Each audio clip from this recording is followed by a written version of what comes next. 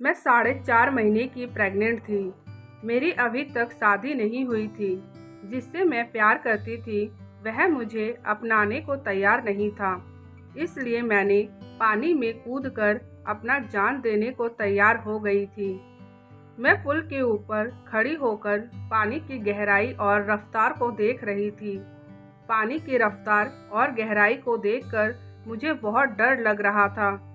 एक मन किया कि मैं खुदकुशी नहीं कर पाऊंगी, लेकिन मैंने अपने मन को पक्का किया और जैसे ही कूदने वाली थी, पीछे से किसी ने मेरा हाथ पकड़ लिया और पीछे को खींच लिया। जैसे ही मैंने उसको देखा, वह एक फौजी था। उसने मुझसे कहा, तुम मरना क्यों चाह रही हो?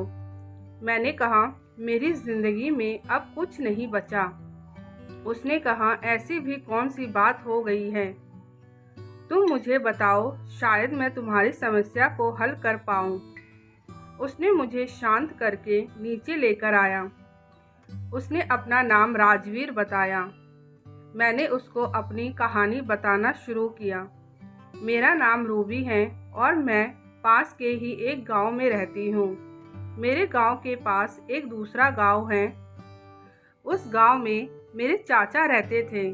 चाचा की बेटी की शादी थी, तो हम लोग पूरा परिवार अपनी बहन की शादी में गए थे।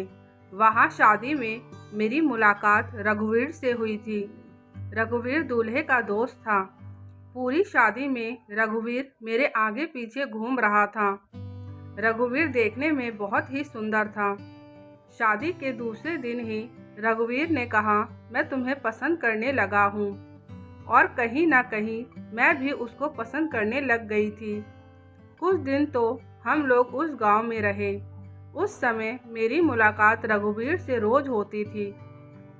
फिर हम पूरा परिवार अपने गांव वापस लौट आए। रघुवीर के बिना मुझे बहुत बेचैनी सी हो रही थी। एक दिन रघुवीर मुझसे मिलने आ गया मेरे गांव। मैंने रघुवीर को कहा, तुम मुझसे गांव के बाहर मिलो। हम दोनों का मिलना जुलना शुरू हो गया। हम दोनों की नज़दीकियाँ बढ़ने लगी। एक दिन मैंने अपना तन मन उसको सौंप दिया, क्योंकि मैं उससे सच्चा प्यार करती थी और मुझे लगता था वह भी मुझे सच्चा प्यार करता है। रघुवीर भी आर्मी में ही जॉब करता था। रघुवीर एक दिन मुझसे मिलने आया और कहने लगा, मुझे अब अपने जॉब पर वापस जाना पड़ेगा। मुझे बहुत रोना आ रहा था, लेकिन रघुवीर कह रहा था, इस बार मैं आकर अपने घर वालों से बात करके तुम्हें अपनी दुल्हन बनाकर ही जाऊंगा। रघुवीर की ये बात सुनकर मैं खुश हो गई। अब रघुवीर मुझे अलविदा कहकर चला गया। उसके जाने के बाद मुझे पता चला कि मैं प्रेग्नेंट हूँ। मैं ये बात किसी को बता भी नहीं सकती थी।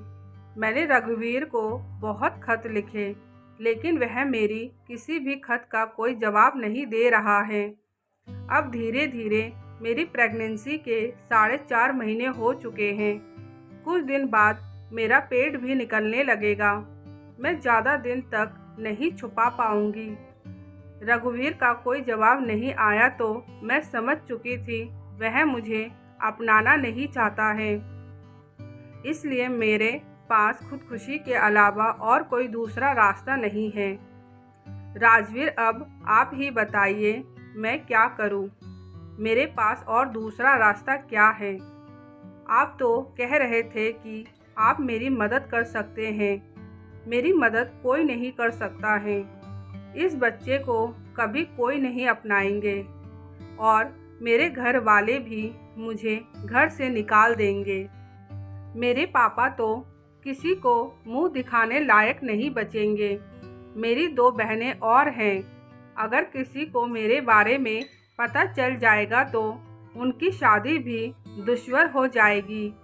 कोई भी मेरी बहनों को अपनाने को तैयार नहीं होगा। मेरी वजह से मेरा पूरा परिवार खराब हो जाएगा। इसलिए मैंने फैसला किया है कि मैं अपने आप को ख़त्म कर दूंगी, जिससे किसी को कुछ भी पता नहीं चलेगा। ये सब बात बोलकर मैं फूट फूट कर रोने लगी। राजवीर की भी आंखों में आंसू आ गए। राजवीर कहने लगे, इस बच्चे को मैं अपनाऊंगा। राजवीर की ये बात सुनकर मैं तो बिल्कुल चौंक गई। मैंने राजवीर से पूछा, आप मेरे से शादी क्यों करना चाहते हैं? मैं तो आपके लायक भी नहीं बची। उसके बाद राजवीर ने जो मुझे बताया उसको सुनकर मेरे सर पर आसमान टूट पड़ा। राजवीर कहने लगा, रघुवीर और कोई नहीं, मेरा छोटा भाई है। रघुवीर अब इस दुनिया में नहीं रहा, वह वीरगति प्राप्त कर चुका है। रघुवीर ने मुझे तुम्हारे बारे में बताया था। रघुवीर ने मुझे बोला था कि मैं एक लड़की से बहुत प्यार करता हूँ और मैं उससे शादी करना चाहता हूँ। मैंने उसको शादी करने की इजाज़त दे दी थी। राजवीर कहने लगे, तुमने जो भी खत रघुवीर को भेजे थे वह सारे खत मेरे पास हैं। राजवीर ने सारे खत मुझे दिखाए। रघुवीर के बारे में पता चलने के बाद मैं बहुत ज़्यादा रोई।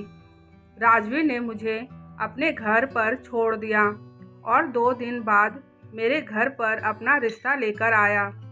मेरे मम्मी पापा इस रिश्ते से बहुत खुश हैं क्योंकि राजवीर का खानदान बहुत अच्छा था।